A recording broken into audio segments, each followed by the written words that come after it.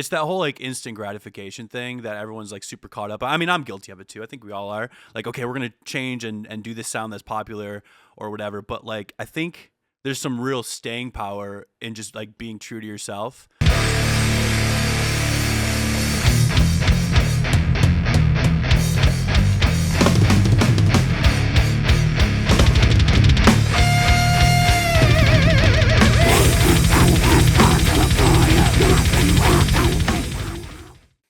All right, so welcome to the show, Alex Eilers. How you doing, brother? I'm good, man. Appreciate you having me. Yeah, for sure. It's been a while. It's nice to see you.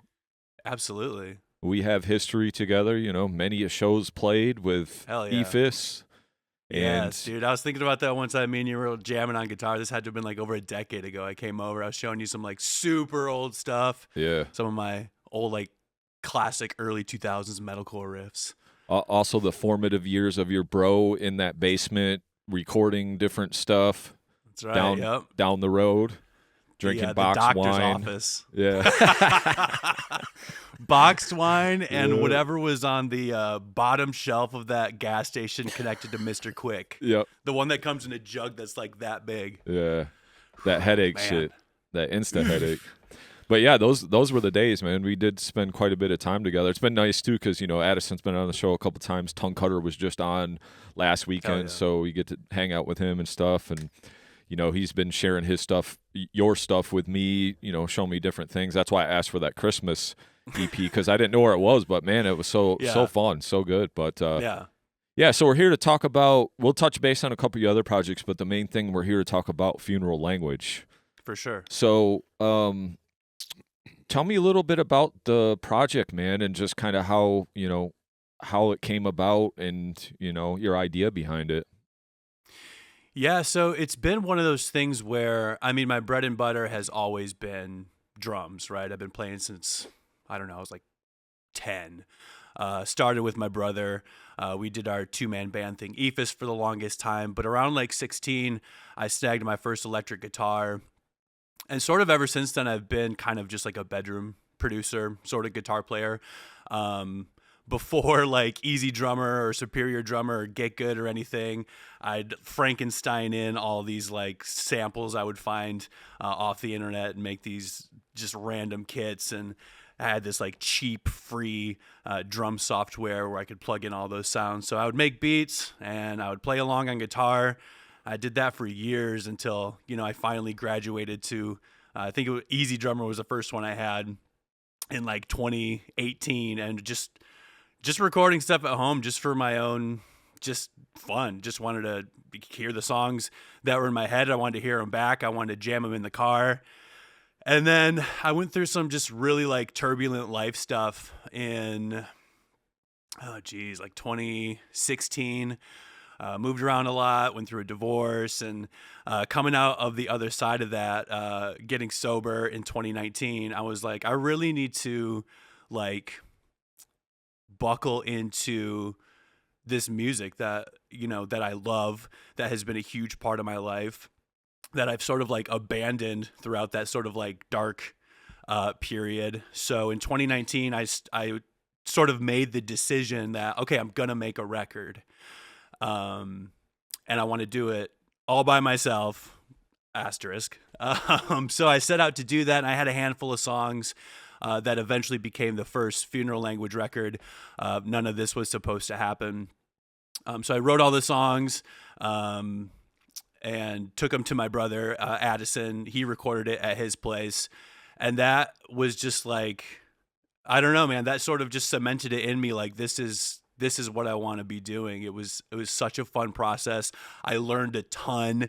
It was like my first time really doing vocals, which was like super scary, but like I love doing it and found that like that's what I really love doing the most now, over drums, over guitar. Oh, really? Wow. So yeah, it's just been this really nice sort of, I don't know, I love the process. I love the process of making a record. I love doing it with Addison. I love doing it with my buddies and like Best Noodles in Town, but there's something different about doing it. I don't know, like the solo journey you go on to like make the decision, start writing the songs, pre-pro it all, then go into the recording process. And I don't know, I just love getting into the thick of it. So for me, it's just sort of, I don't know, Funeral Language is just this, personal sort of journey, I think, just to get something out. There's something in here, and it's just and the new stuff, the Christmas, even the silly Christmas songs were like a really good way for me to just get some energy out. So yeah. Okay. Well, let's talk a little bit about that first record that you put out then. Yeah. So tell me a little bit about, obviously it was all written and performed by you. You had a buddy on there, Jake, do some additional vocals, looks like, and then recorded and mixed with your bro at Analog Time Machine, right? You said that. And then you had Brad Boatwright at Audio Siege Master, right? Yeah. To me, dude, it sounds incredible. Just the way it sounded is absolutely awesome to me.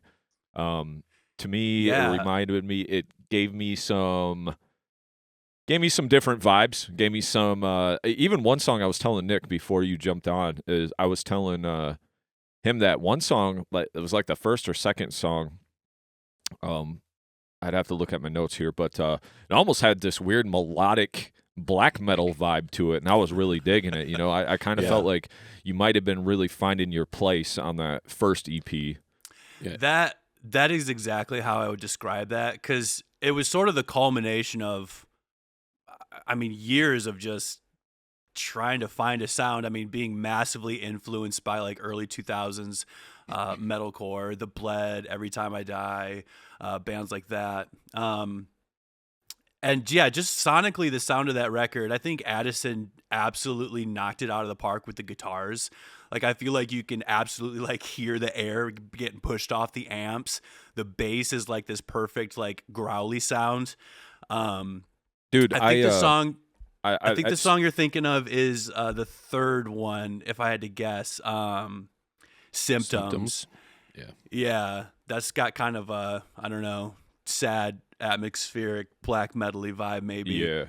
But it is a lot of different. Oh, go ahead. I'm sorry. Oh, no. I was just going to say, I wanted to comment on the guitar tones because I was actually going to message you after I listened to it and was like, dude, what are those guitar tones? Because them guitar tones are sick as hell on that record, dude. I think we blended 5150 Classic and Mesa Boogie. I think it was a triple rec. Those were the two we used. And then for bass, I want to say he blended one of the STL tones, so just right in the box, and then maybe we didn't even use an amp for that.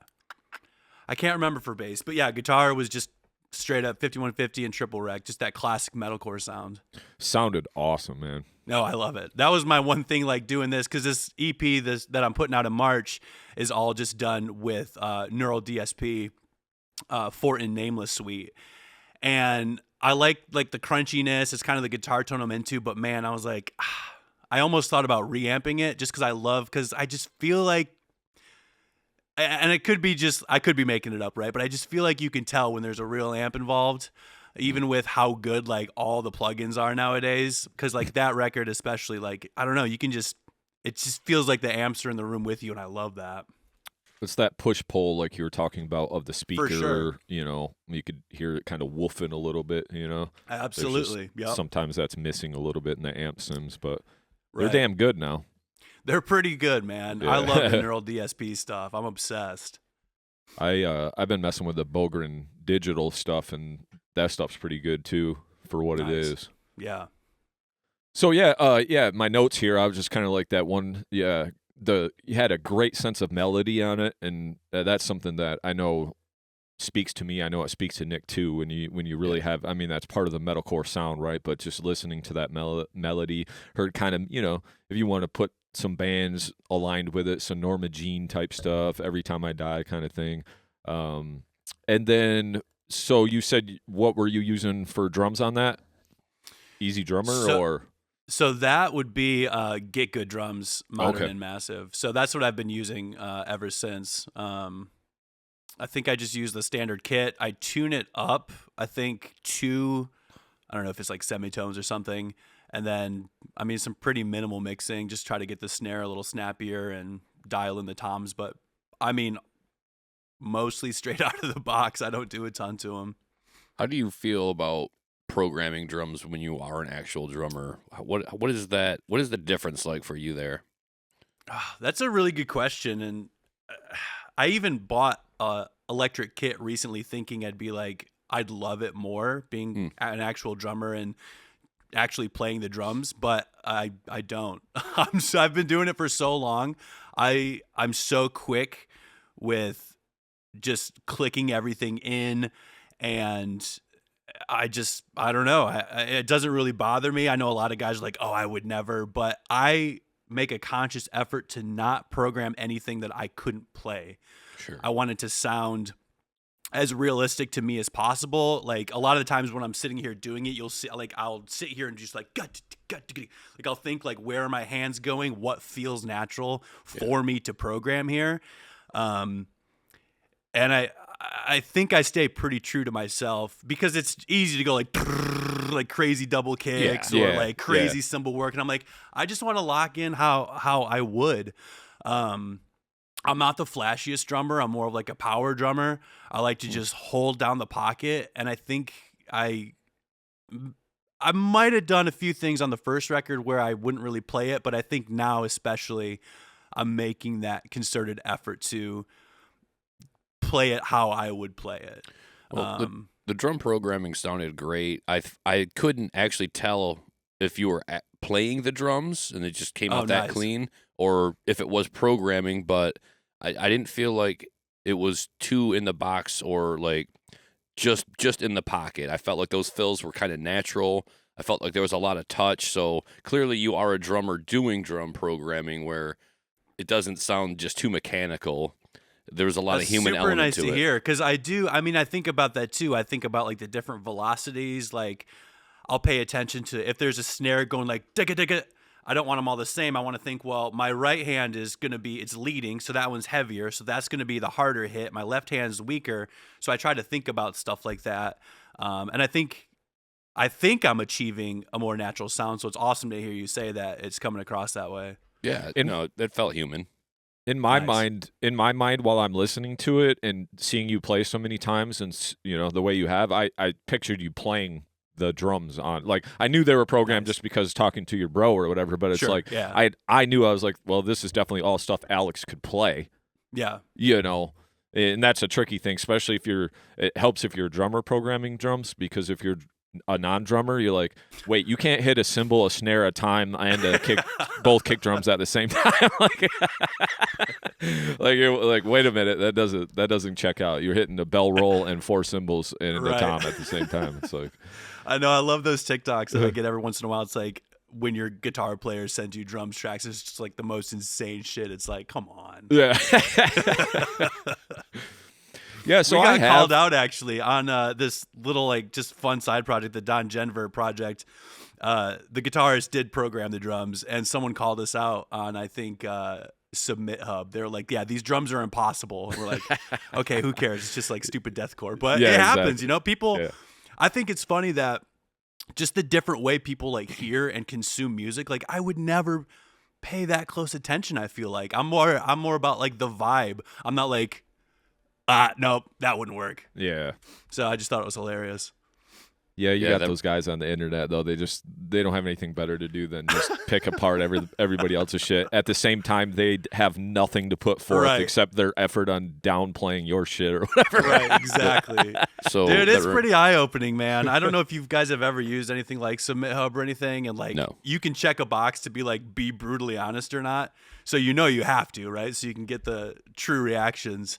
But I think overall it's good. I think those people can be beneficial, right? I mean, I definitely want to know where my shortcomings are. I learned a lot about my vocals from that first record, so I definitely buttoned a lot of things up coming into this next round. So you got to take that brutal honesty sometimes, unfortunately. Love the vocals, too. They were raw and gritty, but you could understand most of what you're saying, right? Like, I really did appreciate having like the lyrics on the Bandcamp.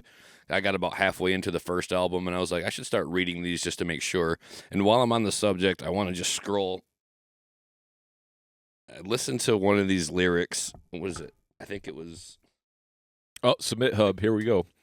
Yep. Okay, I think it's Symptoms, which is the one where you wanted to peel the eyelids off. Oh God, that was the new. Wasn't that that's the on the new record? one? Yeah, Drain. That's Drain off the new So, EP. That was I a new listened to record. this- I heard that too. I listened to this lyric like 5 or 6 times. I was like, I need to know exactly what he's saying here. So this one didn't have lyrics for me to read. I'm just listening to it. So I kept spinning it back and back and back. I'm like, just the way you said lids and held it out. Lids. Yeah. I was like, he's pissed. He's fucking angry as fuck. He wanted to rip some fucking eyelids off. So Dude, let me- I tell me love if- what you pick up on, because that when I originally demoed that song, it was a one taker.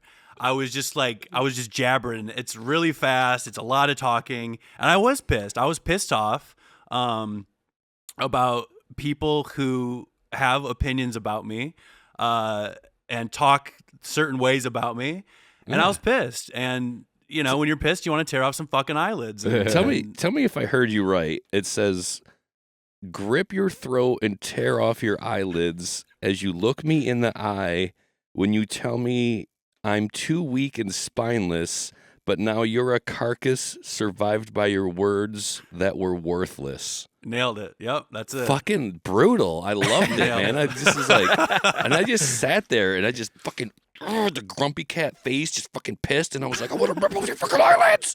You know what that is? That's funeral language right there, buddy. Dude, that's For fucking real. funeral language, for real. Yeah, So- absolutely, dude. I want to put someone in a fucking coffin with that one. I mean, yeah, and it's a pissed off tune, and I'm glad it's coming across that way. No, just the whole testimony is like the vocals match the lyrics. Like that's how you have to say those words. You have to say it that angry and that raw and that visceral. And the whole time I was just like, this is fucking awesome. I mean, it gave me some vibes, like some hardcore thrash. Every Time I Die was probably the main influence. I don't know a lot of other bands in that vein. I start saying things like maybe heavy old school Queens of the Stone Age, but but heavier, because they never screamed like that. You know what I mean? Yeah. Maybe Josh a little bit with the screamy, but a lot of it's just like he's singing and telling a story. I was like, you're telling a story, but you're like screaming it in my face, and that's what I prefer, generally speaking. Well, Same. well, before we get too far ahead of ourselves here, because I know we're talking about the song on the record that actually will come out today, the same day that this podcast comes out. So, before we get there, do you want to say anything else just about like the first album? I think it was a good starting point. You know, Okay. I look at it and I mean, you guys know this. You make a record or you make a song and you revisit it and you're like, you hear everything wrong with it, right? But it just sort of has to live and breathe on its own. It is what it is. I think you can hear, I was trying to think about this before hopping on. I was kind of wondering about my sound evolution. And I think there are a couple spots in the first record where you can hear where I'm going. I don't know if it's like super evident, but No, I think it pops through in a couple songs. Bloodbath and The Slaughter, I think, are my two strongest songs. I love Filth. No one really seems to fuck with that one, but I love that song. If you're super bummed about America and the politics right now, this is a good record for that. Yeah, just a scathing sort of review of the U.S. as a whole. I wanted to get away from that, so I think I successfully did that with this EP, but definitely got a lot of anger out on that one. And if you love Mudvayne, apparently my vocals on that record have been compared to Mudvayne a lot, who I love, so I'll take it all day. I thought the lyrics for Slaughter could have been written in the last month. The fact that they're like a year and a half old or 2 years old almost, it's like, wow, this guy's really got his finger on the pulse here. Like this, which is sad when you think about it, but yeah, because shit really don't change. You know what I mean? Like everything's kind of fucked, but right. It's just like on and on. I was like trying to think of ideas for like just like quick TikToks I could throw up, and I was like, why am I not pushing these lyrics? Like these are super relevant right now. Right. And it seemed to strike a chord with people because I saw my numbers like on Spotify bump after I pushed them, and I was like, hell yeah. Yeah, I felt like I felt like that first record you were starting to find your sound some of the songs kind of just sounded a little bit different than the others. You know what I mean? Yeah. It was still all you, still all the same vein, but it did really feel like you're finding your sound, and that's pretty much what first records are for anyway, right? Sure. You're starting to develop a sound. And then we kind of get to this new EP. So that record, for those of you who want to know, that you can get it on Bandcamp or wherever. I suggest listening to it. Came out on 4/21/2023. So it's a couple years old now. And now you got this new EP that comes out today. You want to tell us about that, and we can dive into that some? Yeah, so I think I'd kind of be remiss if I didn't touch on those Christmas songs, because like funny enough, like that's kind of where a little bit of a turning point came with me when kind of writing the new stuff. So I just, for something to do, like I just always need to be like doing something. So I wanted to just record some stuff. I was like, whatever, I'll just like make some Christmas songs. So I did Santa Claus is Coming to Town, Little Drummer Boy, and Jingle Bell Rock. And they're up on like SoundCloud if you want to hear them. And I just found like I wasn't thinking a lot. I was just grabbing my guitar and just playing something fun and listening to it back. I'm like, this is fun. I'm having a good time. The riffs are more like rock and rolly. And so that sort of spilled over into this new EP. I was like, I don't want anything too serious sounding. And like Mod alluded to, like previously, like the lyrical content's pretty fucking serious. Like I'm pissed off. There's a lot of turmoil, but I didn't want the music to sound that way. Cirque, the title track, is almost like Queens of the Stone Age. It's got a like driving piano part. It's kind of rock and roll. And that is like a direct sort of result of writing those Christmas songs, as stupid as it is to say. I think that first riff to Cirque was different than everything else I had heard by you. I was like, that's almost a little bit happy, just kind of back and forth between a couple of chords, but the rhythm of it, I was like, okay, this is different. But then the ball really got rolling, but you still kind of maintain that groove or that beat throughout the song, and it did get heavier. But that intro, I did note, I was like, this is a little bit different way to start any song that you've written prior to that.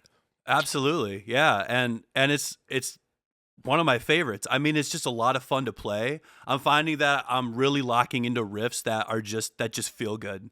Like I don't really subscribe to the new, like, I don't know. You see it a lot with like deathcore right now. Like, how heavy can you get? Slower, more distortion, like crank the HM2, all the weird vocals. It's like, that's not heavy to me. Yeah. Like heavy for me, like it's emotional. Like I want it to be emotionally heavy. I want the vocals to I want someone to feel like they're just screaming their fucking head off, not sitting in a studio making like toilet bowl noises. Yeah, which can be cool sometimes, right? Yeah. I mean, I can get into some of that, but it just feels like borderline ridiculous sometimes. Well, yeah, if you ever heard any other episode of our show, I bitch about that a lot. Yeah, for sure. Because it's like anything else. It's salt and pepper, but most motherfuckers use it as a main course. You know, it's like, I just don't want all salt. I want 100%. Steak with a little salt, but you guys are giving me a plate full of salt, you know.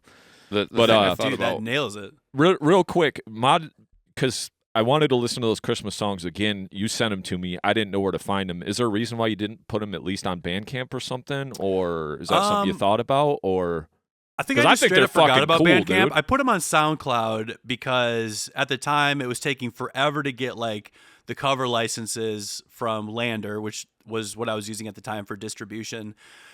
And then those finally went up, but then it only went to Spotify. Apple Music beefed with my like 2-second clip I used from Christmas Vacation at one of the end of the song, so it never made it on there.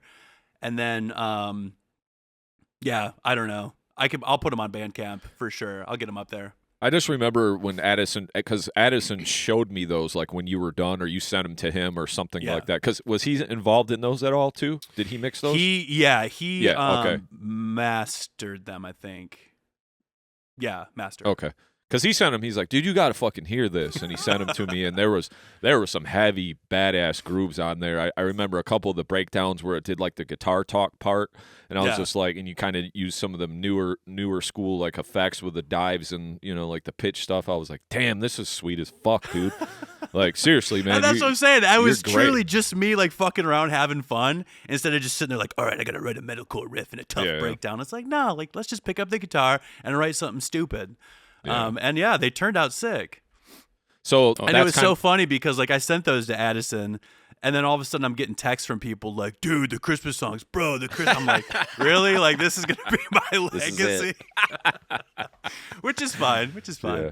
The funny thing is like I listened to them, and they just, to be honest, I couldn't really detect they were like Christmas songs. They, you know what I mean? Like, the theme was there, but they were just heavy, pissed off metal songs. Like, hell yeah, they're like 1 minute each, and they just go in, they get you started. There's a breakdown, some screaming. That's all you need. Yeah. So we'll talk about the new EP that comes out today. Then, so that's kind of a transition. It was more of a feeling for you, where you were just wanted to feel something. Yeah. And then we're moving on to this new EP that comes out today, like I said, and that's called Cirque, right? Yep. Okay. To me, this really gets into an Every Time I Die, Better Lovers type vibe. And I felt like, I know it's only 3 songs, correct? Yep. So it's not so much of a sampling of like the other 7 or 8 songs that you had on the first album. So it's kind of 3 songs, but I felt, whereas the songs on the first album, not that they weren't cohesive, they all kind of had an identity, where these 3 songs, I think these 3 songs all are very cohesive and have an identity as a sound, right? Absolutely, yeah. You know, I started noticing, you know, a lot more distortion on the vocals, almost a callback to like some of the old Every Time I Die, right? Because they did that a lot, like Last Night in Town and stuff like that. And the riffs, like when Mod kind of alluded to the Queens of the Stone Age, to me, I'm hearing like, because there's like this bluesy vibe to a few of the riffs. And I don't want to say bluesy like down. It's just that's awesome. It's the notes that you use, and you're still playing heavy metalcore like type shit, right? But that's kind of like that sound, right? Kind of more the pentatonic type bluesy sound. But you're gonna have to tell me. I am like, admittedly, I don't know anything about guitar. I'm a drummer who plays guitar. I play a lot off feeling. And so, I mean, I've ripped off Every Time I Die for the longest time. And so now I just kind of feel like I'm being a little bit more true to my actual like style of guitar playing, which is Jordan Buckley core all the way. But, I just feel like I don't know what the chords are or what I'm doing. I'm just playing. If it sounds cool and if it feels good to play it and like it gets the head going, that's where I'm going. Yeah, the thing I noticed blues is dope. That's awesome. Heavy blues, hell yeah. The thing I noticed about the songwriting was you weren't trying to be over the top with it, and I really did feel like it must be because you're doing all of the work that you didn't make it like the super progressive thing. No, I don't need to go way over the top with the musicianship, which isn't to downplay it at all. I was like, man, he's got chord progressions, he's got lead licks and riffs, like he's doing the pull-off fills, you know, like you're doing the rock and roll hard rock, you're doing a lot of the Jordan Buckley style, which is totally fine. Like, you got to have your influences, and there's no reason to reinvent the wheel here. Like, know what you like, know what you want to do. And I just felt like, well, he's got to do the bass. He's doing the drums and the programming and the recording. He probably didn't feel like any of this needed to be over the top in one area.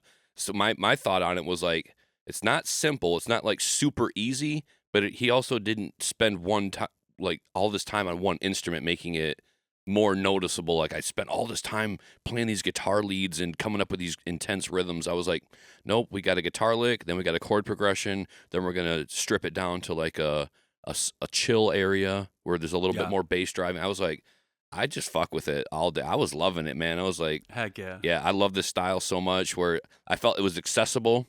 Like, if you're a guitarist, like you said, if you're just picking up recently, like, this is something that you can do in a year or two maybe. Like, just, you got to stick with it. You got to keep playing, but it wasn't super simple like Green Day or something. I was, you know, like, it had more on it than that. You know, it was a lot more on it than that. So I thought it was great. I thought there was a great style, a lot of groove, but a lot of the dirty black metal style chord. And it wasn't black metal.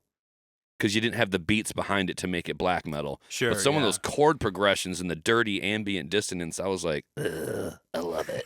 It's that panic chord stuff. Oh, That's dude, that metalcore sound, you know? Love it. Yeah. And I think you're right on a lot of it. Like, I mean, I'm a big fan of just things being more straight up. Like, I'm a huge Comeback Kid fan.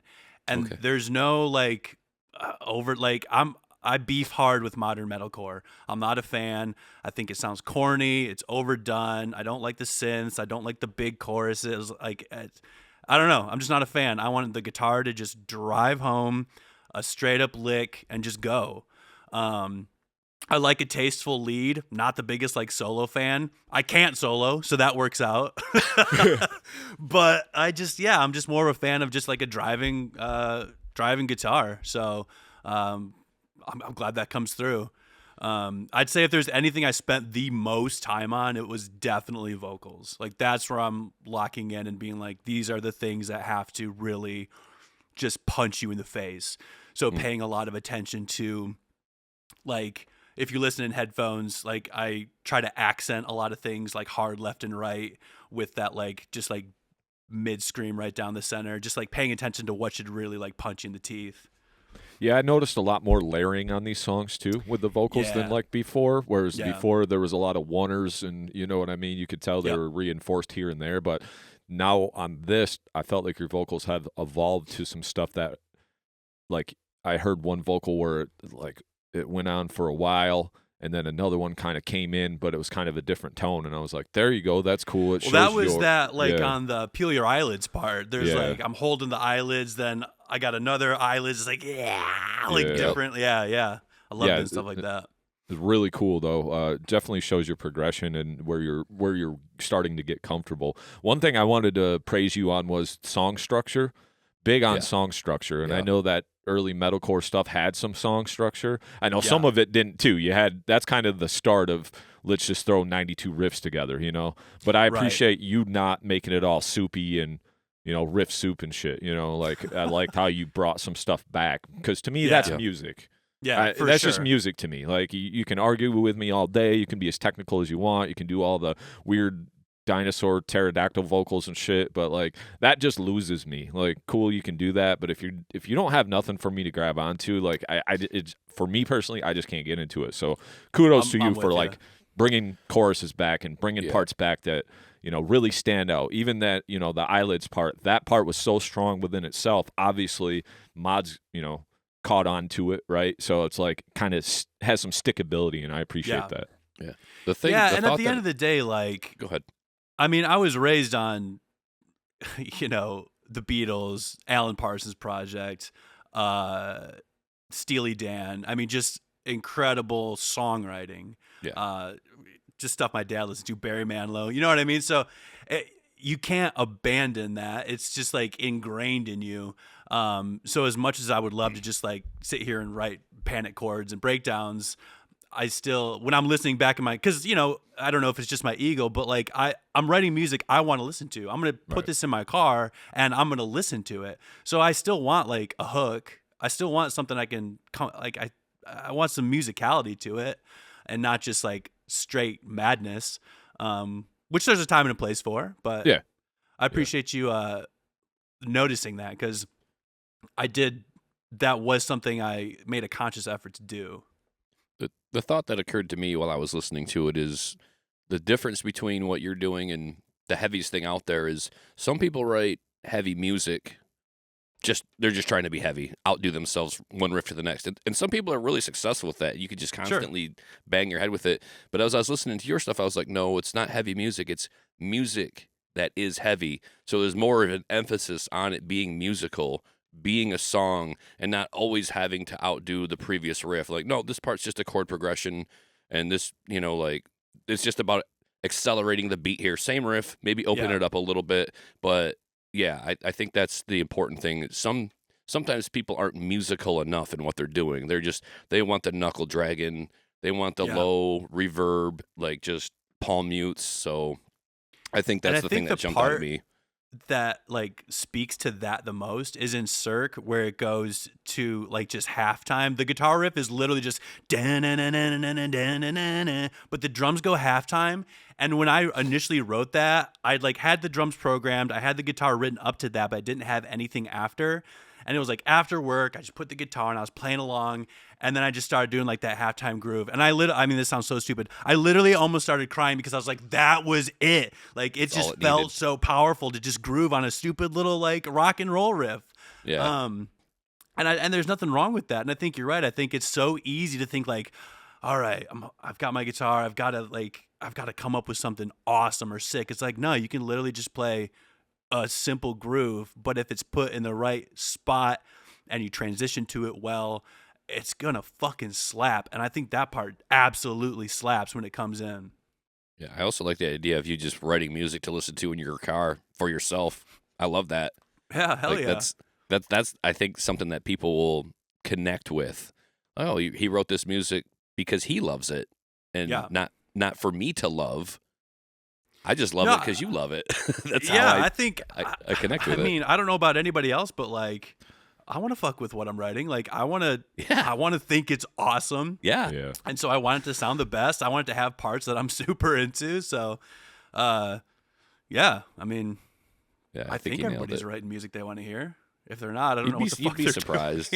It goes to this thing where it's like, you go out and you see a band or you play with a band and you're like, oh, I wish I was more like that. And then you start changing your style instead of just being true to you, or 1 month your band, you want to be deathcore. Because I've done it. I mean, I've been in band, Infinite Design, we did it where, it's like, oh, maybe we should go lighter because that's the thing that's in, and less technical, or, and we all grow as musicians, but sometimes you just want to try to sound like somebody else. At the end of the day, you just got to try to sound like yourself, and your influences will bleed through. I mean, no one's really reinventing the wheel. Right. How often do you hear a band that's something that you've never heard before? It doesn't happen very often. It's it's like, and then those bands you can pick out like Sleep Token or Tool, or these different bands that are just so different. Yeah. But in the metal genre, it's very hard. And I think it's easy to be like, it's that whole like instant gratification thing that everyone's like super caught up. I mean, I'm guilty of it too. I think we all are. Like, okay, we're going to change and do this sound that's popular or whatever. But like, I think there's some real staying power in just like being true to yourself. Like with my other project with Best Noodles in Town, like we have these weird, like we're an alt rock Midwest emo band, but one of our songs has like a China breakdown, or there's like a pit call out, and it's just because we were all raised on heavy music, but people fuck with it. They're like, oh, this is like this blend of all these things, and it's awesome to see. We had a TikTok go viral a week ago, and looking at the comments and looking at all the bands that people are relating it to are bands that I would never think of, but that's just because we're this amalgamation of all this influence over the years, and all the heavy stuff and all the emo stuff and I like some hip hop and rap, and like I said before, Barry Manilow. I mean, it's all coming together, and I want that to come through. There's no reason to abandon that just because you want to sound like the thing that's in right now. So I think if you hold on to that, it might not pop off now. You might not see your metrics blowing up like you want them to for that instant gratification, but I really think there's something to be said about doing what feels right to you from that just big pile of influence that you've gotten over your life. I don't know. I could be totally wrong, right? No, you're absolutely right. I think with any endeavor, authenticity is key, right? I mean, even with our podcast, like if we were trying to do shit that wasn't us, or talk about something that we didn't know anything about, just because we wanted to get views, or we wanted to, dig up some dirt on you or anybody we interviewed to try to get views or something, that's not us. We want to, we want to support. We want to come from a place of love. So I think anytime it's when you're coming with the right, with the right intentions, I think it can be seen. I mean, even people, personalities. You talk to people 100%. And you're like, there's something a little off about that guy because he's just not being himself. You know what I mean? Like, you kind of know. Like, I also think that the pendulum will swing back at some point. Like, if you just stay true to what you're doing, if it's not in or popular right now, that's okay. Like, just give it some time. Because people's interests will change over time. Whatever the flavor of the month is now, it's going to change. in 6 months, people will maybe, like metal's really hot right now. I think it's had a resurgence. Knocked loose. Yeah. People are back into metal. So Gojira. But I don't want to go out and sound like those bands. No, Gojira, that resonates. I would purposely try to rip off every Gojira because that's just me. I always fuck with Gojira, but I'm not gonna go out and try to sound like Knock Loose. I love them. I'll listen to them. I let it grow on me because Jay's like, dude, I fucking love this Knock Loose, and I'm like, really, you do? And then I start listening to it, and I'm like, it actually is pretty good. I can't lie. It's good for metal. Yeah, but the main thing is like that might not be popular in 6 months. I wouldn't ask them to change their style, to stay relevant or stay, like popular. Just keep doing what you do. Maybe grow a little bit, but don't like jump ship, because then you're just trying to please a bunch of people, and you could never please everybody. Yep.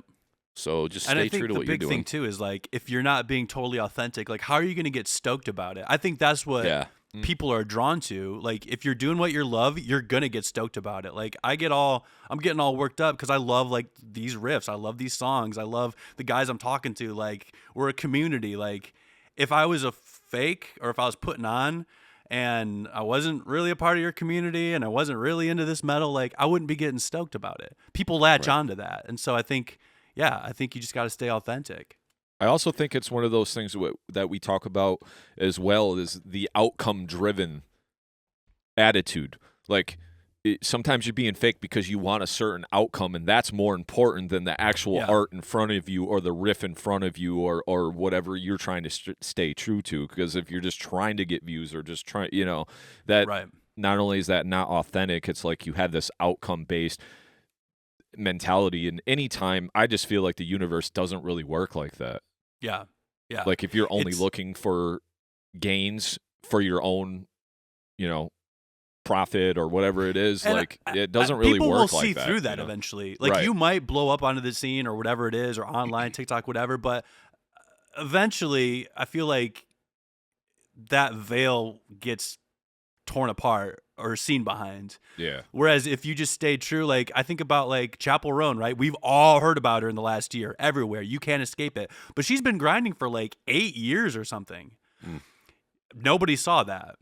Yeah. So, I mean, she just stayed true to herself. She's playing fucking skate parks with her keyboard or whatever, like community parks and stuff. Like nobody really saw that, but she stayed true to her little project and fucking look at it now. I think it's like a good testament to just like holding it down and doing your thing. I feel the same way about Sleep Token. People accuse them of being an overnight success or something, or they got one radio single and then it took off. And I'm like, they got albums prior. They got 2 albums prior to this. Not to mention the amount of work that it took. I didn't even know that.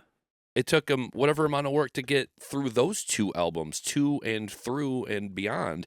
And now aren't they all? I mean, I think I don't know that everybody like knows, but aren't they all from other bands? Like, isn't that the thing? Like, they're all sort of. I don't know because they keep their identities pretty locked up tight. Vessel has another project, but it's not officially linked to him. Gotcha. And I forget the name of it offhand. My wife knows, she's huge into. She fucking loves Sleep Token. Once she caught on to that, I was like, oh great. I didn't know she was gonna like it like she does, but it's like one of her favorite things. So we have that in common. But people accuse this band of being like an overnight success or gimmicky. I'm like, they've been doing this for years. They've been grinding. Yeah. Yeah. It takes a lot of work. 10 years of overnight success, Yeah, right. Exactly. That 10-year overnight success. Yeah, but they weren't popular 10 years ago, but now they are. So the pendulum swings back at some point. People catch on to that sort of thing. Plus, you get better at what you do over time. Just stay true to it. Yep, and keep grinding. Yeah, because if you keep switching it up, you can't master your sound. Right. You're just jumping around, and you never get your what do they say? You're not a jack of all trades, but you're a master of none.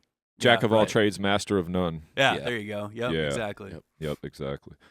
So tell me a little bit about, I'm interested to know, so now you're just doing all production by yourself, man. Tell me about that journey, because obviously your brother, super huge gearhead, he'll talk your fucking ears off about circuits and capacitors and Gizmos. All this crazy shit that I don't even know about, but I still like to learn from him, obviously. So obviously it runs in your blood somehow, this production and having a really good ear for music and being talented. Obviously between you and your bro, we've always known that anyway, but now you're doing all the producing. So tell me a little bit about what that looks like and what decision you made to do that.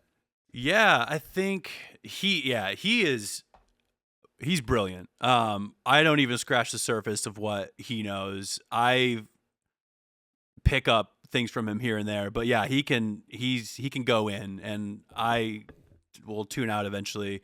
But he is such a wealth of knowledge that if I need something, like, he's on it. Like, if I have a question about like how to get my guitars to sound a certain way, like something to do with my vocals, like, he's the guy. So I am much more straightforward. I find something that like works for me and I stick with it. So I made a huge effort, like I said before, for this was my vocals, because I just thought like they just sounded super weak on the first record. They were just like real like, I don't know. I don't know. I didn't love it. So I wanted to make sure I was getting them in your face, like super thick. And so I just spent hours on YouTube watching different guys mix like heavy vocals and just seeing what worked for them. And then I sort of found like commonalities in all their videos, and started dialing that in. So once I got the vocals where I liked them, I was like, okay, cool. Now move to guitar. So it was just sort of a process of, and again, just for myself, even, you know, I just wanted what was coming back out of my monitors to just sound good to me. Like, I wanted the playback to sound good. So I just took the time and dove in, and obviously there's just a fuck ton of resources online, which is awesome. And I really didn't spend that much money. I mean, most of the plugins I could find free versions of, like the saturator on my vocals and guitar and drums actually is a free version of Decapitator. And a couple other plugins that were like super useful I found freebies of. So yeah, I bought Get Good Drums and I bought Neural DSP, and the rest are either stock Reaper plugins or freebies or like on sale for $10. Like, I got a saturator yesterday that's usually 120. I got it for $9. So just like keeping your ear to the ground and finding that shit. So everything's done in Reaper? Yeah, so everything's in Reaper. Mastering, I feel like, is still out of my sort of wheelhouse. And I do think there is something to be said about spending, because I mean, I can't even think of how many hours I spent listening to these songs played back over and over and over between writing them, mixing them. So I did send this EP off to get mastered by Jackson Ward with Strata Recording. He's got credits with a band that you would definitely know, a super heavy band. I'm totally blanking right now. Anyway, he's got a ton of good credits. He works with Periphery. Man, it's driving me nuts. I'm not going to be able to think of the band. Veil Maya might be one of them. I think it's good to have somebody else master your work, because you do spend hundreds or thousands of hours listening to your own material to the point of just being kind of like inundated with it, because like you start to lose maybe a little bit of the focus on how it should sound at the end of the day, because you're just hearing it all the time. So just getting a fresh set of ears in there and saying, oh, yep, this is what we need to do here and there to make it match, be consistent. It's huge. I can't imagine a whole lot of people are mastering their own work. I think at the end of the day, you kind of need to hand it off and say, I've done my best. Let me get somebody else in here to help me, because there's nothing wrong with asking for a little help. I mean, I think a lot of people like are doing it, and I think they would find it beneficial if they did hand it off, because exactly what you said, they're going to hear it with fresh ears, and they're not tied to it like you are. They aren't married to it. They don't know what parts, you think should sound a certain way, and they're going to master it just based on frequencies and just sound. So I still think that's a big deal to just hand it off at the end. But as far as doing all the producing myself, yeah, I'm pretty happy with how this turned out. Like I said, again, I could go back and hear things I'd change with the drums or the guitars a little bit, but I think it's important. You got to draw the line in the sand somewhere. Like, I have to say, I'm done. Yeah. I'll get it next time. Like the next EP or album, I can change things up, because I could drive myself fucking crazy tweaking things and changing things, and then you never put out any music, and that defeats the whole point. So yeah, you do have to make a decision at some time and just be like, this is good enough. Like, and a lot of times those mistakes no one else is really gonna hear, or those things you wanted to change a little different. A lot of times people are just gonna be like, yeah, this fucking jams, dude. Yeah. So and I try to, I don't know, I think of the records I like or love, and they're not perfect. like that's not an excuse to say like I'm putting out a subpar project, but for my point in time and my capability, I did the best that I could. So I think that's important to say like I gave this everything. I'm personally not someone who's going to put out something that I think like it's good enough. Like even with my first record, like there's so much I would change about it, but I did the best that I could at that time, and so that's important in that way. Completely lost my train of thought on that. But yeah, I mean, if there's like, okay, so like the first Every Time I Die record, or like early, like I love the Number 12 Looks Like You, or the Bled record, like they kind of sound like shit, and I love it. And like the older I get, the more shitty old recordings I want to like listen to. I just want it to sound like raw. And even if like that's heavy to me, you know, it's not super distorted, it's not like crazy, but it's just like guys screaming their heads off. Yeah, that sounds great. It's one part. Yeah, and at that time, that it was fantastic. So it's just for sure everything has changed with so much technology development and all these plugins and this different stuff we can do. And then and we've also heard the opposite of all these bands that are perfectly on grid, everything. There's not even a nudge of like feeling in it because it's so perfect. I listened to this band the other day, Drown in Sulfur, because Nick and I always try to listen to as many heavy new releases, you know, just to keep up on shit. And I mean, the album was sick, but in my mind, I'm just like, I wonder how this translates live because everything was literally so fucking precise. I'm just like, man, to pull this off live too, I don't know, man. If you can do it, kudos, but you got to be some of the best musicians ever because that shit was so on grid. It literally sounded like you typed in AI, like, give me a deathcore band with like really cool riffs and some, you know, new age weird sounding whatever, and that's what came out. That's how computerized it was. Was it sweet? It was still fucking sweet, but you hear that, and then you hear something that just has that attitude, like that early Every Time I Die. And I remember where I heard that too. So it's kind of like a placeholder in life as well. You know how music happens to be. So. And for me, I hear stuff like that, like super technical, super on the grid, and like it's cool to like have on at home, but that doesn't make me think like I want to go see that live. Like it almost has the opposite effect. I'm like, I know what that's going to be like. I'm going to watch a dude stand there and the drummer's not going to move because he's so locked into his like gravity blast or whatever.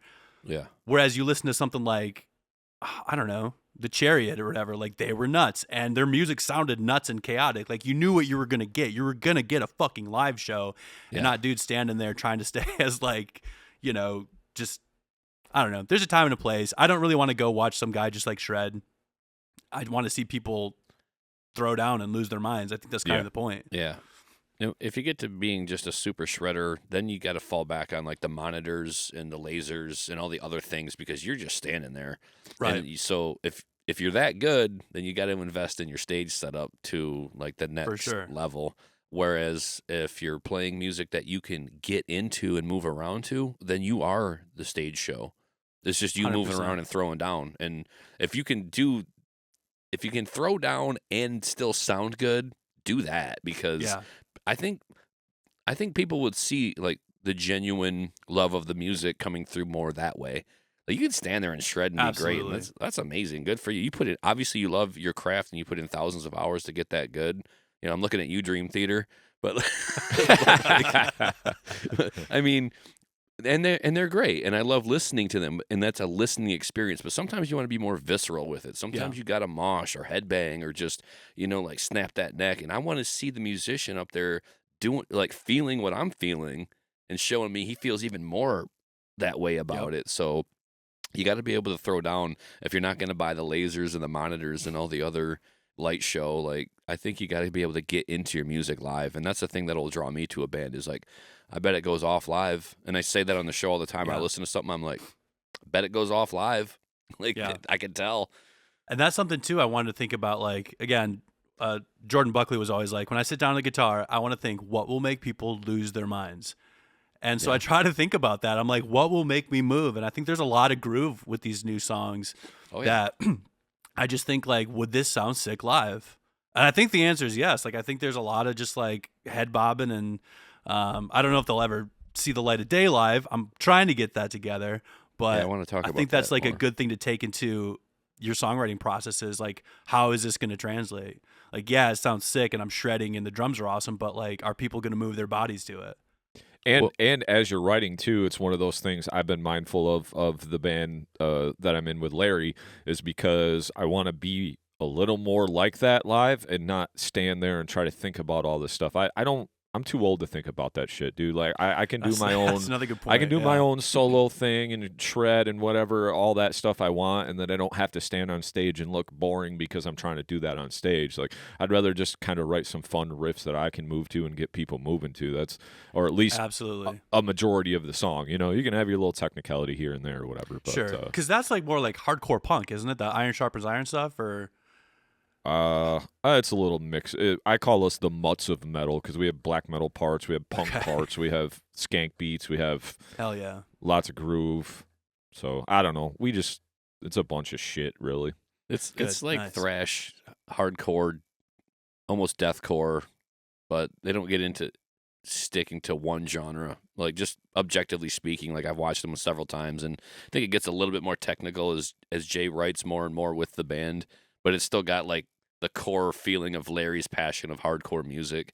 So you get a lot of that straight up, two-step or beat down style. It still remains in there. So they kind of center around that and then extrapolate with some other things, but it you goes brought up off a funny live. point too, Jay. It's like I'm gonna be 36 in a month. Like I'm writing riffs that I can just bob my head to, right? I'm writing riffs that are just like, I don't know. And it's funny too, like I think so I wrote the first record on an Ibanez that has like a really fast neck and just feels like metalcore. And then I bought an LTD, what is it? The EC 1000. And that thing is just a fucking beefcake. And so I just wanted to write like beefier riffs. Like I make the joke all the time that the guitar writes the songs. And I think there's a little bit of truth in that. Like I'll pick up that guitar, I will write something completely different than if I pick up the Ibanez. And I love that guitar, by the way.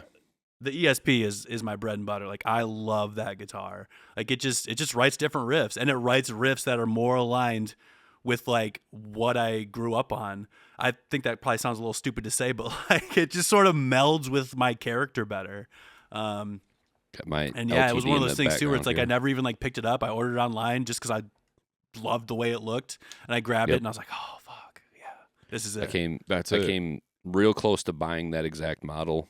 My LTD is right behind me. I don't know if you can see it, but I went into a different direction, but still simple. One tone knob, one volume, one knob, volume and tone, same thing. Yep. And just a straightforward guitar. I love it. Yep, jams. I forget the exact model of it, but also an LTD right there with the black mat. So I know you use Reaper on your production. So when you're using the Get Good drums, I know it's a Contact plugin because I have it too, but I never really used it because I have Superior Drummer. Okay. And what I love about Superior Drummer is all the MIDI that you can drag into it, and the song basically writes itself. I mean, if you used Easy Drummer, it's just, I don't know if you've used Superior, but it's the same type of thing where you can buy all these different MIDI packs. So you already got somewhere to start. The reason why I never really use Get Good drums because I use Pro Tools, and drawing MIDI in Pro Tools is very fucking difficult. It's way harder than what you think it is.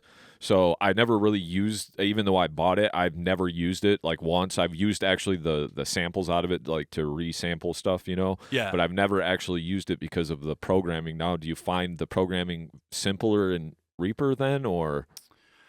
I've only ever used Reaper. I don't know if it's just because I've been doing it for so long that I think it's easy. I mean, I open up the piano roll. I already know where the kick, snare, hats, crash, everything is. Like, I mean, I'm like, I could speed run that thing. Like it's second nature at this point.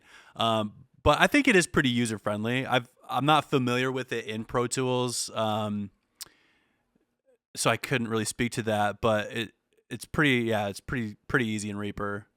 Yeah, I have Reaper too, and then I went to go use it the other day because I want to.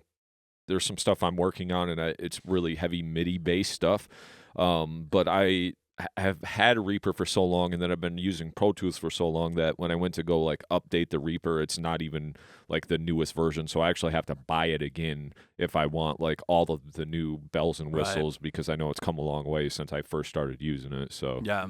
But yeah, I was just wondering because I had a bitch of a time just trying to like I can hear the beat I want in my head, but sometimes it's just easier for me to start with a nice drum that's already there and I can drag it in get a good idea, and then I can manipulate whatever I want from there, or take out what I don't want, so. Yeah. I think thinking back now, like I remember hating it for the longest time in the beginning, but I think it was one of those things I've just like trudged through it for so long, and eventually it just became muscle memory where I can hear it now and I can plug it in seconds and be on my way. But yeah, it's probably easier. Like in a perfect world, I could just have a real kit set up, mic'd up, ready to go at all times, but I am nowhere near that. I would love to start to mix real drums. That's like a whole new thing for me. So we'll see. We'll see what the next EP holds, but probably going to stick with MIDI. What would that take? Like a different living situation to set up your drums, or just mics? I would need a new interface. I would need a bunch of mics. I've got a nice spot here. And this was huge too, and just being able to put out music, like finally getting a place where I could just like scream whenever I wanted. Yeah. That was huge. It's sacred. It's huge. And then just like getting comfortable, like I don't know. People are always asking me like, "Oh, what do you like? How do you scream? Like, what's your technique?" I'm like, I just yell. Like, I don't know what to tell you. I just get really, really loud, and I think that's like a lot of people just. You have to get over something in yourself to get that loud. It's really awkward. And like knowing my wife and kid are downstairs, the first like time I did it, I was like, oh, this is weird. You're going to judge me. They don't give a shit. Like I'm judging myself. Like, so living here and having this space and just like being able to just be an animal has been awesome. Sweet. So tell me a little bit about, did you have something else you wanted to say, Nick, or? Well, I'm kind of floating around the question, like, what would it take to get to the stage? Like, what would a live setup look like? How many band members do you need? I've been going back and forth on this for a long time. And so I always just assumed I would just do vocals. And then a couple weeks ago, I started doing like these one take vocal TikToks. And with my, I guess, non-technique and the way I scream, I don't know if there's a chance that I could actually do my vocals live. Like the songs are very, there's lyrics happening constantly. Yeah, there's a lot of vocals. I noticed that. There's vocals on a lot of the parts. So. I really don't like just playing instrument parts by themselves. I don't know what it is. And again, I think it's like, if you listen back to Every Time I Die, Keith is always fucking singing. Always. There's not a bare moment. And I just think that's like ingrained in me. On the first track, Off Script, which has my buddy Jeff, initially that breakdown was just bare. Like, just like, with the panic chords and everything. And I was like, I'm bored. I want someone screaming their head off here. And so he filled in there. So I guess that's just kind of a fault of my own. I just like someone just constantly screaming over the guitar. But yeah, I did these like one take vocal things on TikTok, and I'm like, holy fuck, like I'm beat, dude. I did like the chorus to the Slaughter, or like the breakdown in the Slaughter, and I was like, holy shit, like maybe my dreams are dashed to doing this live. Like maybe I would just play guitar and do backup vocals. I don't know. No, but yeah, I would need 2 guitars, vocals, bass, drums. Five piece then. I think so. Yeah. There's no way I could play guitar and sing if I'm even gonna, or scream if I'm gonna even do that.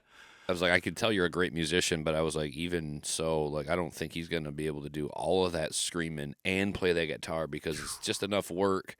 Then to have all the breathing right, as much as you're screaming, which is nonstop. I was like, I think he's just gonna sing if he does it. But. It's a lot, man. It was very eye opening when I tried to do it all in like one go. Yeah. How would you choose, Alex? Like, because you could play the drums, or you could play guitar. You know what's so funny is I will like, because I'll play along, like in my AirPods, I'll play along to these songs on drums. I don't like it. I don't like playing these songs on drums at all. So you have to find a drummer. I would, yeah. And I do have one that I would use. Travis, he plays in a band, Homage, which are sick. They're like a math rock band here in Indy. Check them out. They put out a single called Elusis that was my top played song in December. It fucking rules. Nice. And he's an incredible drummer, like drum line, like can do no wrong. Like he would have to dumb himself down for these songs. But yeah, I play along to these songs. I'm like, this isn't fun to me. Like, to me, like I want to be on guitar or vocals. And like the idea of just, and that's the other thing, like, and I know for like a 36-year-old guy who's married with kids, it's kind of corny to say, but like I daydream about like rocking out on stage, playing these songs on guitar. Like that's, you know, and I think that you kind of have to like write the songs that you want to write and that are going to have some like energy. Like that's what's going through my head. So I think at the end of the day, I'd be stoked to play guitar live. Yeah, because you would almost have to let go of some of that, especially because these songs seem so personal. And the energy's coming through, so it's like this weird thing where, you know, we kind of went through it with our band because Larry's a pretty damn good guitar player himself. Yeah. So like he could always play guitar, but he just wanted to do vocals because the lyrics are so. We couldn't get a different vocalist because the lyrics are so important to him, or you know. That's so true. And you know, so that's one of those things where it's like you'd have to kind of let that go, do some backing vocals, and be able to feel it, but also be like, yeah, this is, you know, kind of my thing where you're gonna have to feel it like this, you know. Yeah, I didn't really think about that because I mean, and plus like if people are gonna listen to the record and then see you, it's like, well, now I'm hearing a different voice. Right. I don't know. Maybe I gotta just start doing like lung exercises and just really fucking buckle it down. Or I mean, in this day and age of like, I don't want to say backing tracks, but you know, I don't know. It wouldn't be the worst thing in the world to have some of the backup screams or like accent screams like piped in. I don't know. Four of the guys, one other guy's got to be able to scream, or he doesn't make the cut. For sure. I would hope so. Like guitar 2 or bass, you better be able to scream, or hey, you're really good, but I need to scream this. I'm going with the other guy. He's not as good as you, but he can scream. Yeah, we pipe in the bass on for the Best Noodle stuff, and honestly, like, I love it, dude. Dude, what's so funny? Like, I've never played to a click track. All those years of EFIS and everything, never a click track. Yeah. I never want to not play to one again. I love it. I look back on all those EFIS shows, and I'm thinking, like, man, if I just would have played to a click, it would have been so tight. Right. But yeah, I love it. They were tight. I've seen some EFIS. It's tight. So I want to speak a little bit more on this, and then we can talk about the Best Noodle stuff because I'd like to touch on that too, man, if you don't mind. Cool, yeah, for sure. Just when it comes down to mixing, I had a question for you. So you said you got monitors. So are you doing the whole, like, take it out to the car, listen to it in the headphones, like, 4,000 times, and just, like, is your room perfectly set up for the monitors? Are you monitoring low? Like, that, because that stuff gets tricky, man. Like, it's super tricky. The bass response in here is very, very tricky. So I mix everything super bass heavy first. I take it to the car, well, on accident, because I don't know really where it's hitting. And then I'll take it to the car, and I'll be like, oh, fuck, like, but I've been in this spot for I think 2 years now. I've done a bunch of mixes. So I know that when I'm hearing something back, I'm not going to hear the bass that I want through the monitors, and I just have to trust that it's where it's going to be. But yeah, it is tricky. And then, you know, I'll listen to it in like the studio headphones, and I'm like the guitars need to be louder, but then they're too loud on the monitors. So it's kind of like understanding what each thing brings to the table, and then not being tricked. I think like your ears are gonna tell you one thing, but you got to be like, okay, I know the bass is gonna be way too loud in the car where I know how music should sound. Like that's the constant, right? So you just gotta remember little things like that. And then are you using that mic that you have right there, the SM7, to record your vocals with? Yeah. Yep. Yeah, those are good. You got a cloud lifter on that? I do. Okay, yeah. It's a workhorse, those are great man. Mics. I love it. Yeah, those are great mics. What I was going to say, though, is now I forgot. Now I forgot my train of thought here. Oh, I always recommend, if you're interested, them VSX headphones from Steven Slate. My buddy Dude, has anybody those. that mixes their own shit, I have them. Okay. And they've turned my mixes upside down, saved so much mix time going in and out of the car. Like, I'll still do that, but, like, you're going to get this. And even you can turn off the rooms, and the headphones themselves are so flat that they give you an awesome, just, like, rough mix off the bat. So, and usually they're only, like, $300. So anybody that mixes their own stuff, I tell everybody, get those because, like, maybe you don't have to marry your mixes to them. You could kind of do it a bunch of ways, but, man, it's such a great tool to be able to have in your arsenal, at least to start getting a good mix and being, you know, level-wise, having all that stuff. You know, you might have to adjust some highs or lows once you take it here or there. I still do all the tests with them as well, you know, like I normally would, but I have to do a lot less when I have those headphones. So just something I always recommend to anybody that's mixing their own stuff. I love them, man. I always mix everything with them now. Yeah, I saw that and I was like, that seems a little bit too good to be true. But Trevor and Best Noodles has them, and he, I don't know if he swears by them, but he said they work as advertised. So yeah, they might definitely have to check it out. do. All right, cool, man. So anything else about the EP that you want to talk about besides the fact that, to reiterate, once again, it's out today. It's on all platforms. Like as you're watching this podcast or listening to it, comes out this day, 3/18.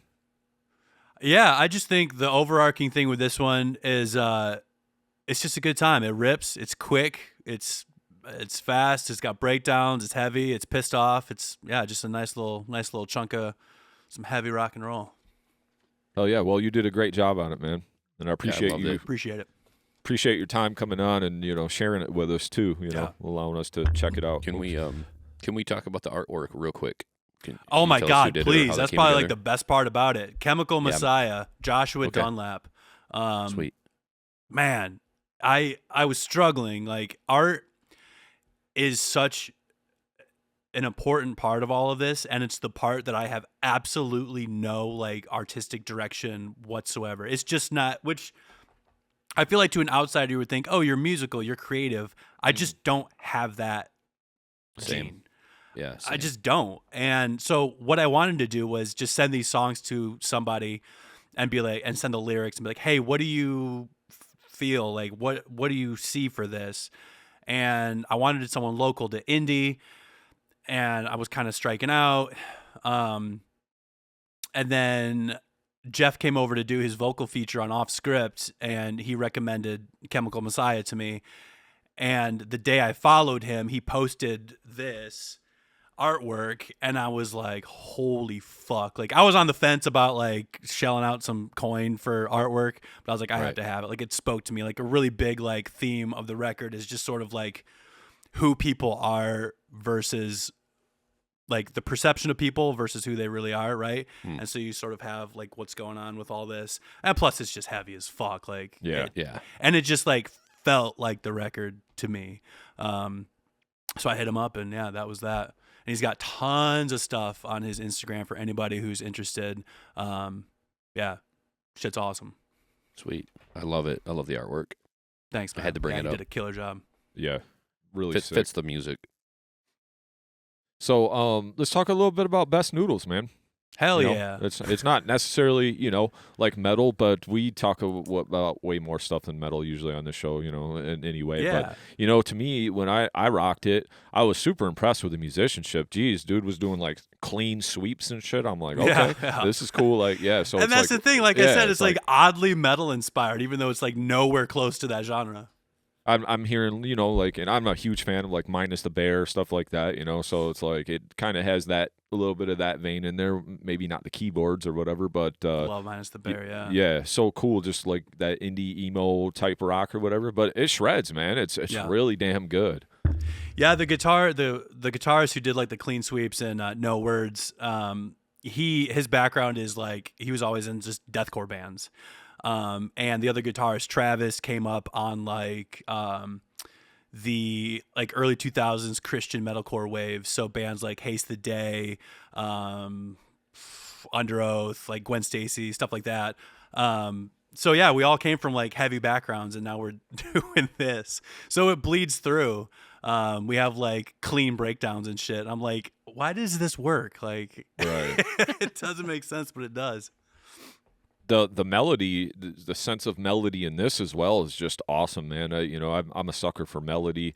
I love No Words. Thought that was a great tune. Buried Underneath, another great song, and and then the rhythm section too. I know you piped the bass through, but man, you just know when to lock in, and you've always been that kind of drummer anyway. So I didn't really not expect that, but like when the guitarist is going off, when to really just sit in your pocket. So kudos to you on that.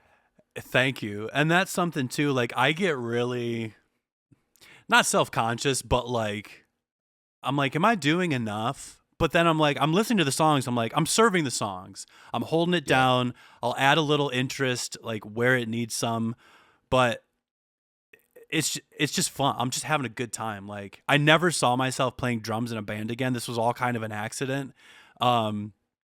I went on Craigslist one night when my wife went to bed early. She's a nurse, so she gets up super early. And I was like, I just want to have a good laugh. I'm going to go on the Craigslist musician section and saw their ad, and I pulled it up and listened to At Least and No Words, I think were two of the demos they had up. And I was just like, what the fuck? Like, for a local band, this is insane. I literally just hit them up just to tell them, like, your shit's really good. You've got a fan. By the way, I happen to play drums if you don't find anybody. And then I sent them an EFIS clip of us playing a show, one of our last shows in Whitehall. And the rest was history. We met, and like, it's one of those things where it's like, it's just kismet. Like, we all get along. We all love the same shit. We're all just like we're literal brothers. Like, I'm sure that's how you feel with like Larry. Like, you just click, and everything you do just sort of works. Like, we don't really have conflict. We all like the same shit. Like, it's awesome. Yeah. And we just, I don't know. And that's another one of those things too. It's like some of the songs we write, like the new one we put out, Your Fiction, like it's got a bunch of different sort of weird parts. And we were like, should we even like put this out first? Are like people going to fuck with it? But it's like, no, we're going to stay true to ourselves. And I don't know. And people are fucking with it. So I'm into it. Yeah. So then you just started playing drums for him. Obviously, I would be all up like, oh, a drummer just randomly hits me up and tells me I'm good. I'm going to be fucking messaging, bugging the shit out of him till he says he could bring his drums over.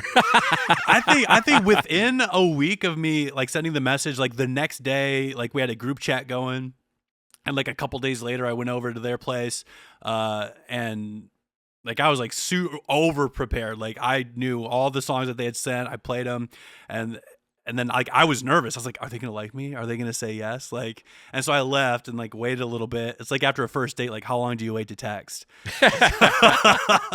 And so I was like, hey, did you guys like make a choice? And like, oh yeah, dude, for sure you're in, absolutely.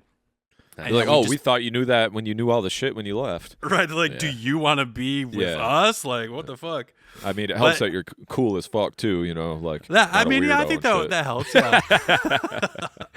We talk about yeah, that it's lot, just one of those things where it's like the immediate click was like, we would be stupid not to do this.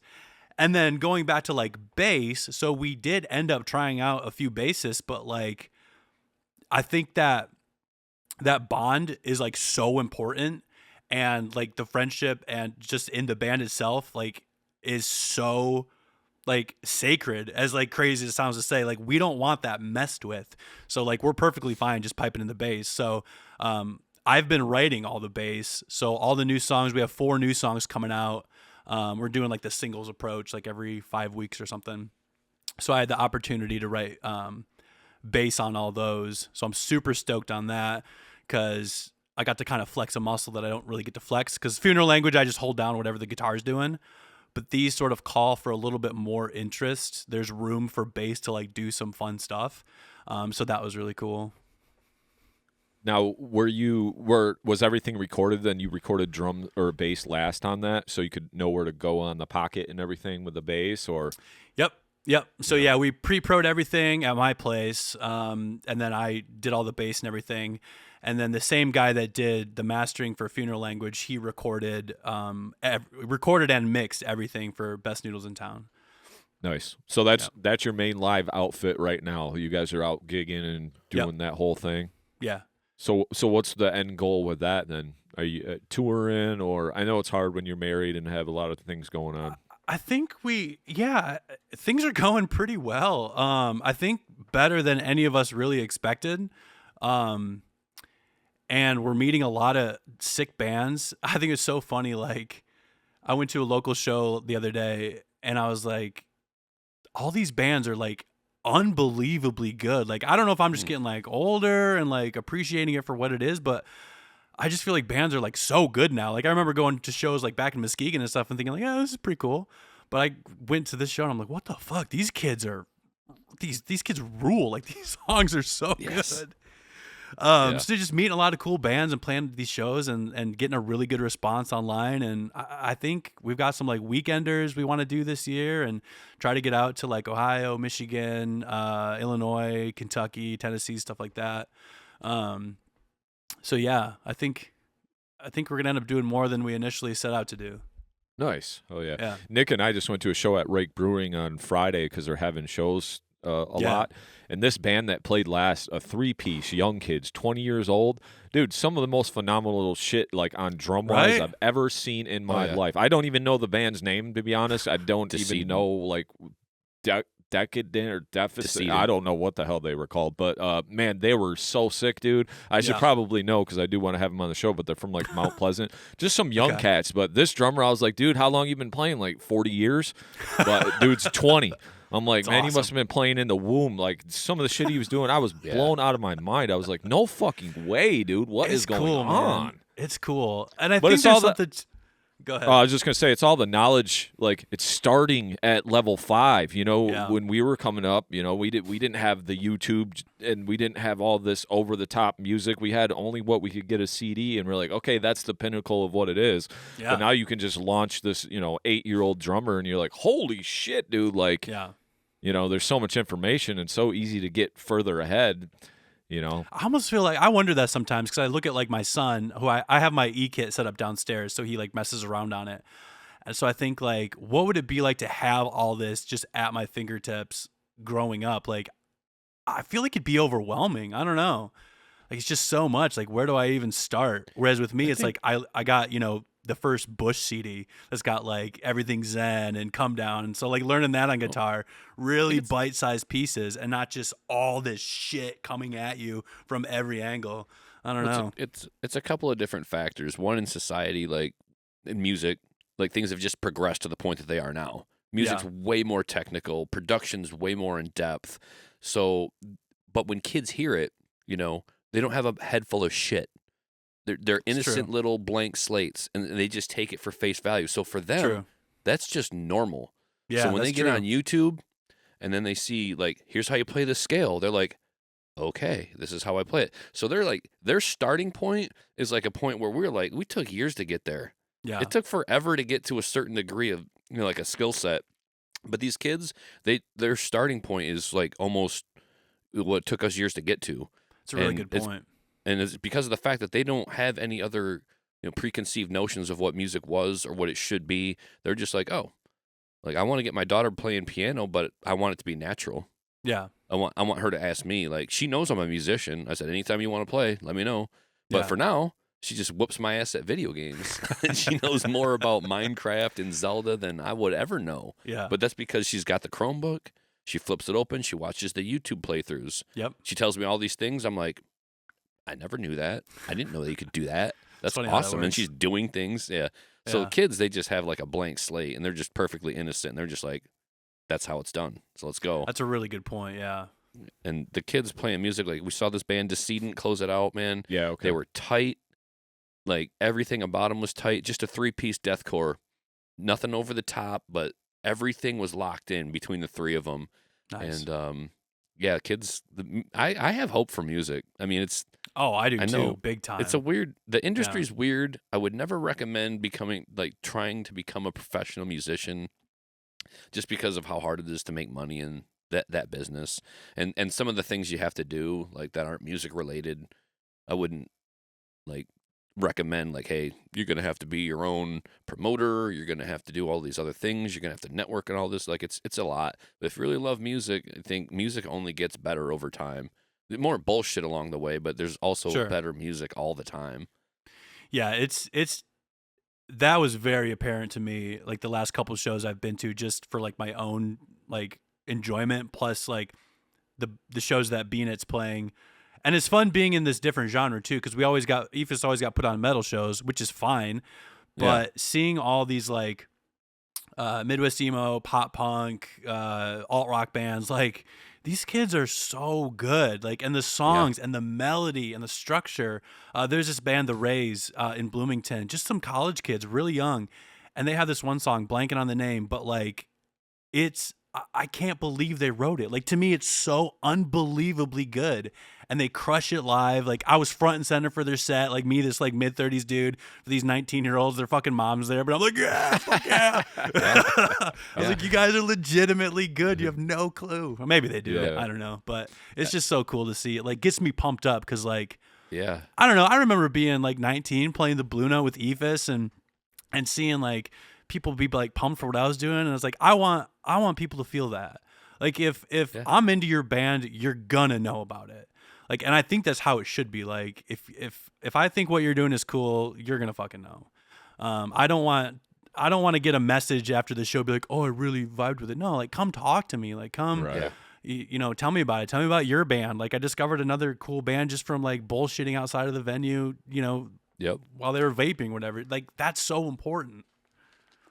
Yeah, I almost feel weird at times being in my 40s and then watching these kids literally half my age go on stage and just crush some death metal. I'm just like, but crazy. Then I'm just like, it doesn't matter because the magic is that I still love the music. And I want kids to know that, like, hey, man, you guys are great. Bright future if you want it. Just keep writing songs that you love. And it's fun to see. Like, Jay and I just love having the younger kids come through the podcast. And kids, they're young adults, but, you know, like, if they're able to play at a bar, it's just like, keep doing what you're doing, man. Yeah. Like, you guys are great. And give them a platform and wish them well and just, you know, stoke their fire a little bit and just absolutely, you know, and so just be wowed. Yeah, just be wowed by the youth playing music. I love it. Yeah, there's a lot happening. Yeah. So tell me a little bit about like the music scene where you're at there, bro. Like, is there a lot of local shows, or you got some big shows that you can go to, like a venue that's close, like a Grand Rapids type thing for us? Yeah, because, obviously where we're at, we get no fucking shows. We have to go somewhere. So like when Rake has a cool like a local metal show, we're like, hell yeah, you know. Obviously we gotta, you know, drive 45 minutes or whatever. What's that like for you down there as far as other music? It's actually really good. Downtown Indy has, I think we've got a pretty good mix of everything. We obviously have the huge places like where Taylor Swift can come or shit like that. Yeah. So there's Lucas Oil, there's Gainbridge. Those are like the massive stadiums. Arena. And then we have the sizes where like Better Lovers, bands like that can come through. So that's like Old National, the Egyptian Room. And then there's the Hi-Fi. So I saw, or my buddy saw Balance and Composure there. I saw Copeland there. So like that size of band. And then we have the Hoosier Dome, which is for like bands like, we actually opened for Belmont there. I don't know if you know those guys, but like Pure Noise level type bands come through like the Hi-Fi. And then there's a spot called Healer DIY, which, I would say like up and coming bands tour a lot. Like Michael Sarah Palin just came through. I think Spite actually played there last year. Yeah. Like we played there a lot. There. We love Healer. It's such a cool space. It's like this art sort of, I don't know, like underground, gnarly, super vibey.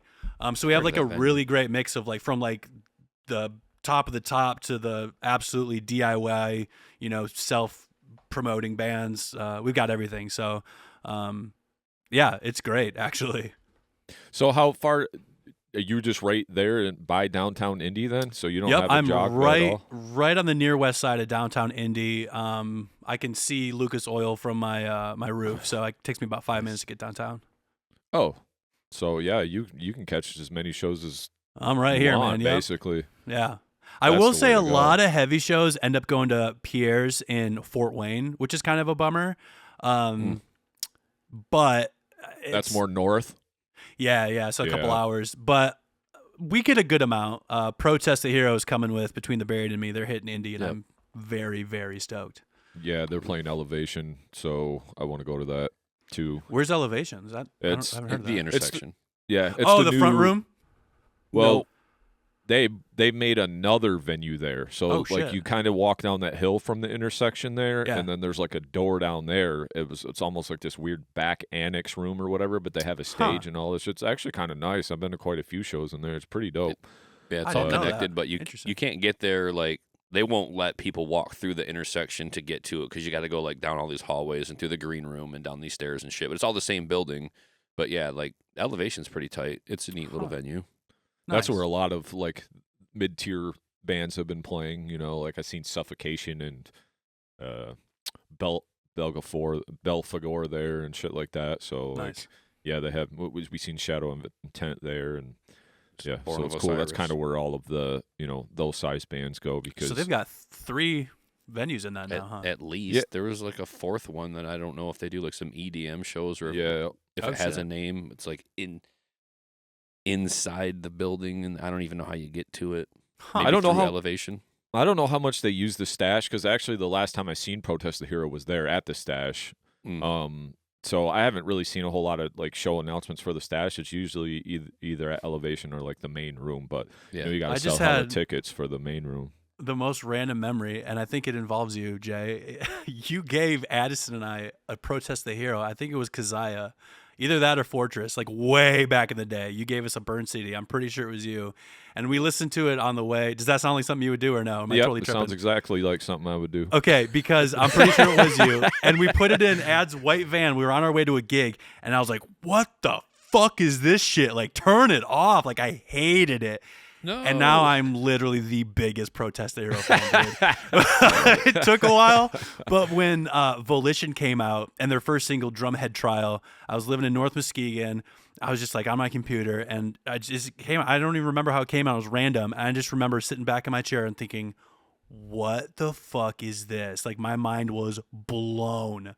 And when that record came out, I listened to nothing for like 9-10 months probably but that record, and I've just been a massive fan ever since. Holy shit. So That's thank you for planting the seed. Sometimes it takes a little while. I mean, even some of his vocals, like singing vocals, are so high too. They're kind of like could be a little off-putting because it's almost like getting into that power metal territory over. And like, I can some see weird like tech how shit. it would be annoying. And some of the guitars is like super ADHD. There's always riffing going on in the background. And I'm like, I get it, but it just clicked but at first I was like so put off. Yeah, I was an immediate fan. I heard Blood Meat. The first time I heard Blood Meat, I was like, you got me. Say less. Like, I'm a fucking fan. Like, you do no wrong, basically, unless you change your style drastically. But with Roddy on vocals, like that guy can do a lot. And I think they're one of those bands, and I know it's pretty, like, dividing, because you get a lot of the Keziah dick riders who are like, that's the best. They've never put out anything better. I'm like, no, I think their last record, like to me, they get better with every record. Like, I think their last record was this amazing, like, cauldron of everything they've ever done, all just kind of thrown in, and I fuck with it heavy. Yeah, like after Volition, they put out something. It was like a red one or something like that. Yep. Like, and then they put out some other thing where it was like you could only get it if you paid money to listen to it. Like, I kind of got lost on their whole business model, so I kind of didn't listen to it. But then I went back like a year or two ago. I listened to it because I think they have it all on Bandcamp, but I was like, man, these guys are still sweet. I just don't know it as much as I know like the Fortress or whatever. Well, and I probably because they did like the GoFundMe or whatever for Volition, and then that weird like per single thing was Pacific Myth, which eventually just got dropped on its own, and it's so good. It's got some of my favorite stuff of theirs on it. And then their last one, Palimpsest, the red one, is I think is just phenomenal. I loved it. I listened to it. I loved Palimpsest. It's now 5 years old. It doesn't seem like it. I tried to buy it, and it wouldn't go through. I don't know what it was. Their end or my end, like the transaction wouldn't go through, and I'm like, well, I'm just fucking save the money and download it later. But I thought it was great when I listened to it. Yeah, it's excellent.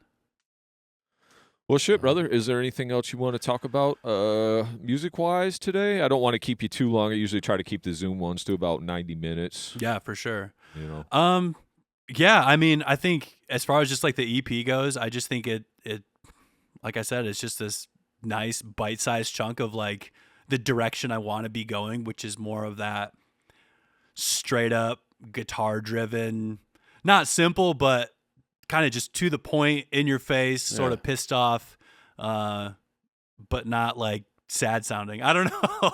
Like, it's actually kind of funny. The reason it's called Cirque, which I just think it's a cool word, but that riff in the song, that ding in the beginning, I just, you know how you name tracks when you record them, you don't have any real names. So I just called it Circus something because it sounded like a circus riff to me.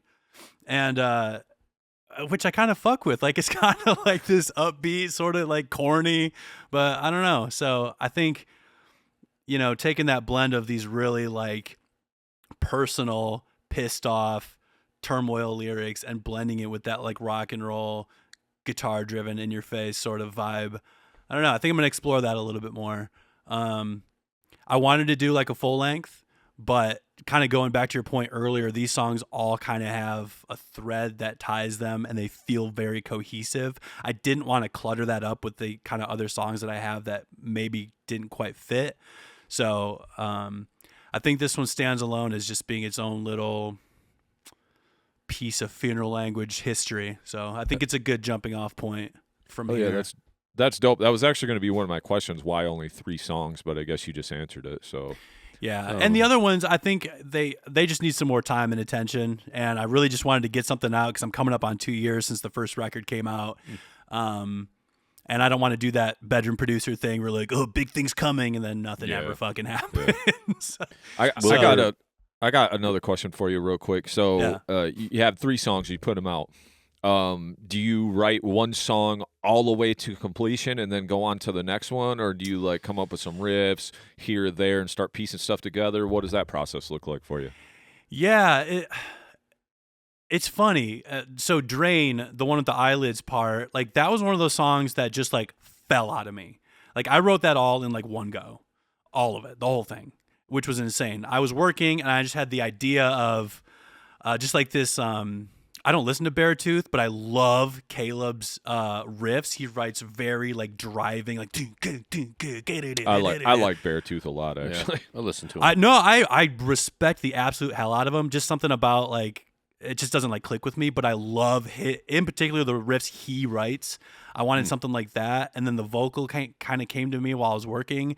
And so when I was done, I like closed the laptop and got on Reaper and got my guitar, and it just fell out of me. So I love it when that happens. But for the other ones, I have a session open where I'll just like mark off different sections, and I'll keep it open. And if I want to work on one song, I'll just go to that section of the session and work on it. Or I do a lot of jumping around. So yeah, it's rarely ever just like I'm going to work on just this one to completion. That almost never happens. Gotcha. You were going to say something, Nick? Yeah, I know we're talking about this EP that you're dropping here in March. The 18th, was it? How much longer before material after that? If you've got I'm asking because you say you got material like in the pocket right now. What's the timeline looking after this release? How soon can you see a turnaround?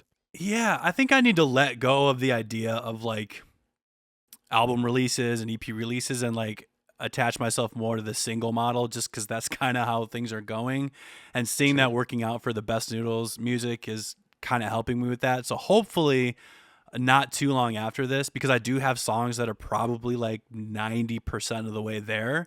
So then just to be able to drop singles in the world instead of being like, okay, I'm going to get all this material, then I'm going to hunker down and like do the album. Cause I think of it as like this process to whereas nobody else sees that. They just see the music. So I might as well just be putting singles out. So hopefully not too much longer. Okay. Yeah, I was just wondering if it was going to be an album or the single model, so that answers that. I go back and forth because like I think these songs would be cool on an album. So I don't know. That's something I'll have to think about a little bit, I think. I think albums are still cool. I do too. Yeah, I do too. It's tough for me when a band's like, oh, we got a new single out. For me, I'm like, I don't even want to fucking hear it. Like, let me know when the album drops. Like, it's kind of shitty because we're in this world where we got this single model, but like new Kill Switch, I absolutely love it. Mod loves it too. They had 2 singles out. I listened to one of those because Kill Switch is one of my all-time favorite bands, period. Yeah. So I will go that far. But you have to be on like one of my all-time favorite bands list for me to want to listen to your single. Either that or drop the fucking album because I want to hear every single song and how they're put together and how I feel when the whole thing's done. So I can. I'm with you, man. I'm with you. That's why it's so hard to let go. Because like I if a band announces a record and they put out like even like I feel like people do like 4 singles, which is like half the fucking album now. I won't touch it. I want to put it on at the start. I want to see how you decided to start the record. I want to see how it moves, and I want to see how you end it. Like I want that whole thing. Yeah. So I don't know. It brings up a good point. So thanks. Now I don't know what the fuck I'm going to do. It's tough. I mean, that's the thing. It's like how many albums are you like, that's a perfect album opener. Man, that's badass. Oh, you closed that album. Awesome. You can't do that when you're like, here's a song. And I'm not saying for your model. I'm just saying in general, it's hard for me to be like, I want to listen to your single but you know, I'm not everyone either. I just so attached to like my favorite albums being the album. Like I don't even really need to know the song titles because I just know that 60 to or 40 to 60 minutes, you know, shorter usually nowadays is a little bit better for me, but like I just know how that flows and it's an album, you know. It's so I agree, man. A single is not enough for me. I listen to it, I'll be like, that was sweet. I want more. I don't necessarily want to listen to a song 5 or 6 times in a row. Yeah. And it's got to be a really, really fucking good song to like listen to a song on repeat.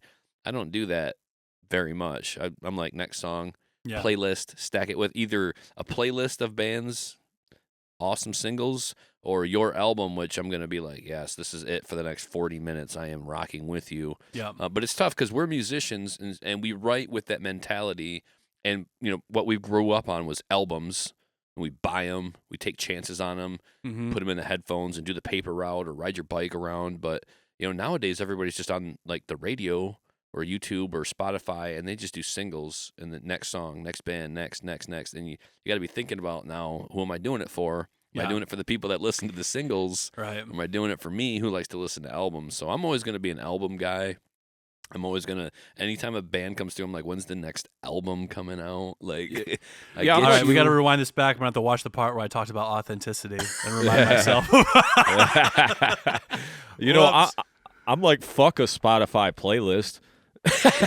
You know what I mean? Like that's where I get all my streams, though. Yeah, well, that's what I'm saying. That's cool for musicians, but for me, I'm just like, man, I don't want to hear that one song. I want to hear that whole record. You know, like the only playlists that I used to like were like when Luke or Nick or someone would make me a tape and it would be like all these different bands on it that I'd never heard before, and then I could discover them that way. So you know, that's the meaning of a playlist now. But and it's cool, like I said, for musicians. But for me, I just don't want one track. I want to listen to the whole album. You know, I will listen to your one track though, Alex. You do one at a time for me, and I will listen to your one track. So will I, bro. Deal. Yeah. No worries. Don't you worry. I'm not gonna ignore you. Now, fuck. Yeah, I'm an album guy through and through. Even with my favorite band. So like I'm thinking about the Contortionists. They haven't put out a record since God. I was living in Muskegon, so it had to have been like over 5 years ago. But they did put out an EP. I wanted nothing to do with it. Like it was like a couple of covers and a single. I'm like, I'm good. It was like Smashing Pumpkins cover and a single, and I'm like, I'll just wait for the record. So that's how I take in music. I want the full experience. I'll do like a 6-song EP, 5 or 6 songs, and I know you got 20 to 30 minutes for me. All right, that's cool. I prefer an album, but that's half of an album, 3/4 of an album. That's fine. Yeah. But it's when it's just one song, I have a hard time with it. I'm okay with like you said, single after single after single, and then you just bundle it up at the end of the year. Right. There you go. Yeah. With four noobs, take them or leave them. But you already heard the singles. Here's half the album. Here's another hidden half the album. There you go. I think 8 songs is perfect. 8 songs, 40 minutes, you know, like.